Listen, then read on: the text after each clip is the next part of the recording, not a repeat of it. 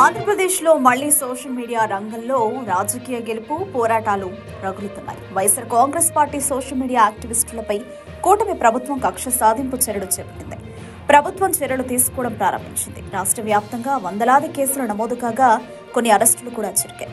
తాజాగా CM Chandrababu Kadapa MLA మాధవిరెడ్డిపై social మీడియాలో నిలదీస్తున్న వారిపై కేసులు నమోదయ్యాయి. ముఖ్యమంత్రి మాటలను ట్రోల్స్ చేస్తూ నిలదీస్తున్న ప్రయత్నాలను ప్రభుత్వం తట్టుకోలేదు. రాష్ట్ర హోంమంత్రి తెలిపిన దిశానిర్దేశంతో పోలీసులు సోషల్ మీడియా యాక్టివిస్టులపై ప్రత్యేక దృష్టి పెట్టారు. అలాగే వైఎస్ఆర్ కాంగ్రెస్ పార్టీ కూడా తమ సోషల్ మీడియా యాక్టివిస్టులను క్రమబద్ధం చేస్తుంది.